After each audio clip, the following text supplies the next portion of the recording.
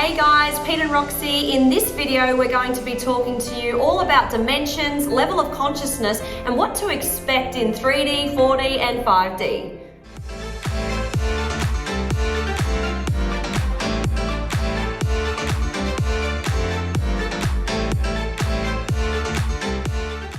So today we're going to talk about the consciousness levels and the dimensions. So you would have heard about 3D, you would have heard about 4D, and then going in and out of 5D. So we are always moving up and down throughout these densities, and it's also about the calibration of the photons in your body. How much light is sitting in your energy body and where you're at on the level of consciousness.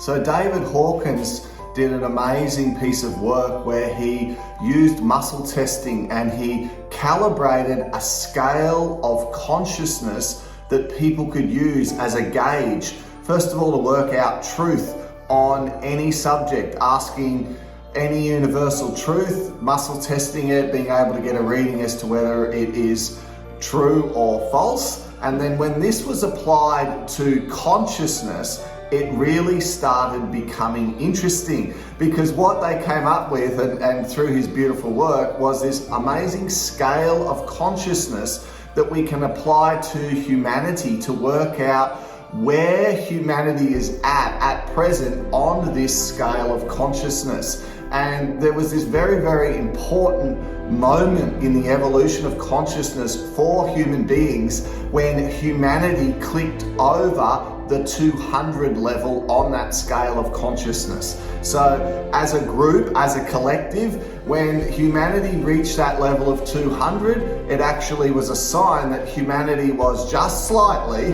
a little bit more positive than they were negative. And this has taken hundreds of years, thousands of years for, in this cycle of course, for human evolution and for human consciousness to move up through this scale. So now, hopefully, we're starting to notice this shift and change. But it's very, very interesting because we don't keep it at a static as individuals. So maybe as a collective, we could get a general overall sweeping as to where the levels of consciousness is at, slightly more positive than negative. But as individuals, we're dipping up and down, as Roxy was saying, and I'm sure sometimes you can notice how these ebbs and flows, how these dips and crests in your own consciousness affect how you feel, right? Yeah, so we want to give you an example of what you could find in the 3D density, okay? So 3D, you might have heard of that word, that term.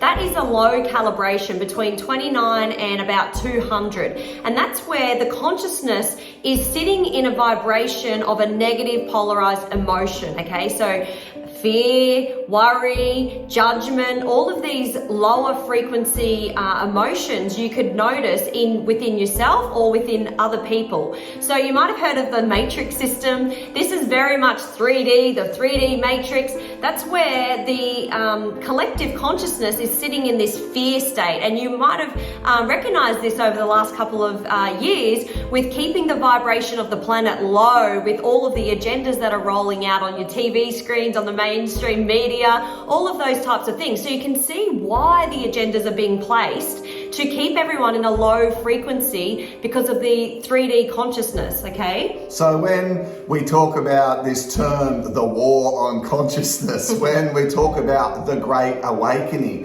what it's about is that there are certain sections of the population, the powerful, the elite, who are able to easily control and manipulate.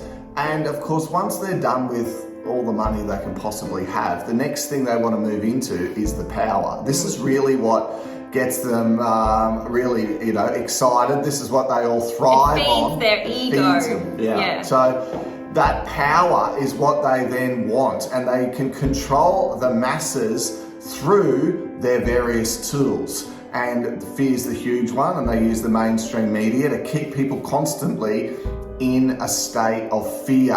And as the people are moving through fear, other low energy desires and lusts and all things where a person is trying to find satisfaction outside themselves. They're removed from the connection with themselves, and then of course removed from the collective consciousness and they are completely asleep.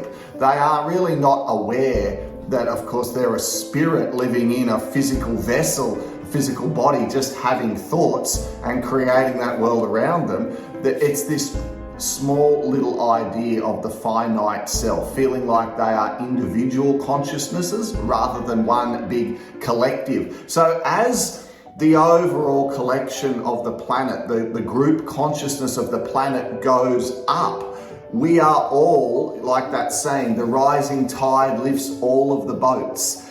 As we work on our consciousness, we help to float a lot of those boats. They come up automatically. So there are a lot of individuals, organizations, etc., that don't want this increase in awareness. They don't want people to move into love, compassion, empathy, understanding, fairness for all. They want to keep the power. They want to keep the wealth. They want to keep the control. So they want to keep everyone down. That's why this term, they want to keep everyone asleep. That's what it's about.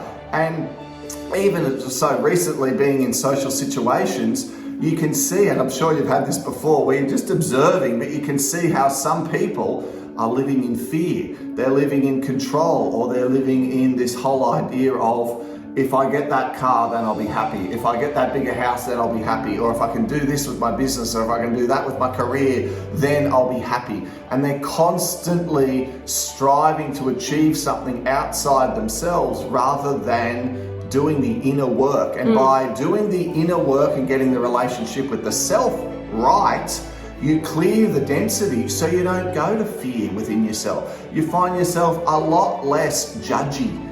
You find yourself just not going to this point where you feel like you need to act out of anger. You get irritated, frustration. It's still there. You still recognize when you're doing it, but you're awake to it. And you can say to yourself, I didn't handle that situation as well as I could have. You don't give yourself a hard time. Here I am, I'm back asleep again. You just acknowledge if you didn't make the right choice and strive to do better next time. That's part of the process, and it's not always easy, right? Doing this, you don't one day wake up and all of a sudden it's bells and rainbows. It's a process, but over time you find yourself shifting. And what I've noticed is there's no encouragement in, the global setting to work on yourself, to open your heart, because the big companies won't make any money anymore. So while you're distracted buying things online from Amazon, from all these online shopping platforms, no one's going to make any money if you have your enlightenment. So the whole idea is to have the natural flower bloom, which is you and your heart opening up to the divine, and you naturally coming into this consciousness, which is you moving from 3D into 4D. So let's go in and talk now about the fourth dimension and what kind of you're going to feel emotionally, what you're going to see. Basically, you start to understand what we're talking about, number one. And number two, you start to feel emotions and go, I'm not happy with that. And you start to reflect, you start to be aware of yourself, okay? Self-awareness, that's where the energy is moving into the solar plexus, where we start to go, hang on, I'm here on this planet. There's got to be more out there than this planet, than this program. You might be learning the discovery of the matrix system, and that there's another way to clean up the planet, to grow trees and reserve the ecosystem on our planet for the future generations. So all of this is starting to come into your awareness, and you start to become the observer of your thoughts. So self-aware of your thoughts, how you project to other people. You start to really desire love and connection as well. I think the biggest thing to make 4D really simple to understand is that you're getting out of your head and into your heart. And for most of our lives, we're stuck in our head. We think that our thoughts are the master of our reality. And as soon as you learn to still the thoughts, quieten the mind, realize that you are not your thoughts, that you can influence your thoughts. Well, your thoughts are influencing your emotions. So once you can get the thoughts under control, you can start to understand and feel more of your emotions. And through that understanding of the emotions, that is where the heart portal opens up, and we start to find ourselves living in more of what is a 4D state, where we're all one, we're all interconnected. So if 3D is the level of the head, the level of the self, 4D is the level of the heart, the level that we are all one, we are all interconnected. And when you first go into 4D, so often people notice that they start to move out of this mindset of service to self. I've got to get more, I've got to be more, I need to crave all these things. And you start to think about and have this natural desire to be of service to others, to be more kind, compassionate, empathetic, understanding. And sometimes that can be quite overwhelming, because when you realize that we're all one and we've got to ascend together and the levels of consciousness need to go up, you really start to feel overwhelmed by how many people are asleep. Have you ever had that? Where you think, oh my goodness, it's like I'm awake and a few people I know are awake, but there's so many asleep. It's like, where do I start? And that can almost be the trap of 4D. It's like where you go, oh, I've got to change it, but oh my gosh, this is such a huge job. But once you really move through that a little more, you realize, well, that's not up for me to change anyone. They've got free will. Their soul is evolving and understanding and expressing itself just the way that it needs to at that time. I'll be the light, I'll be the way shower, I'll be that helping hand if they need it, but it's not up to you or me or anyone else to go around saving the world, so to speak. There's things we can do, but that all just starts with us working on ourselves, being the best you can. And I know that just sounds so simple, but when you are being the highest vibrational expression of yourself, as David Hawkins talks about on that scale of consciousness, the higher you go up in the scale, the more you counterbalance hundreds, possibly thousands of people who are negatively calibrated. Such is the power of the positive entity, the positive high vibrational frequency that your consciousness represents. So by you just walking around that grocery store, right, in love and empathy and compassion and understanding, and like being in that mindset of all the people still got their mask on and sanitizing the hands and doing all the squirts and all the wiping down the trolley before they hold it. And instead of getting triggered, you just smile and forgive them, Father, they know not what they do. It just doesn't upset you. You realize they're just a soul playing out where they're at in their consciousness. You being that is you being the light. You being that in that grocery store at that time makes a massive difference. So often people think, to do the work, I've got to be sitting out in a field of peacefulness under a tree, meditating and floating around in the astrals. That's doing the work. You can be doing the work putting gas in your car. You can be doing the work while you're taking your kids to the sport, or while you're doing something out and about in the public situation, because who you are speaks so loudly, people can't hear what you're saying. Very beautiful. So when you're in this fourth density, we're calibrating, from 100 to say 400. So once you've gone over that 200 mark on that scale of consciousness and you're starting to move up through these higher levels, the next key level that we can get to is 500 on the scale of consciousness, which is the level of love. And when we're at that level of love, and we're really embodying getting out of the head and living from the heart and being able to express and experience all of the unhealed parts of ourselves, what starts to happen is as the density clears, we move through 4D and we start to move into 5D. And as we move into 5D, the actual vibration of the cells themselves, our body's ability to hold light increases.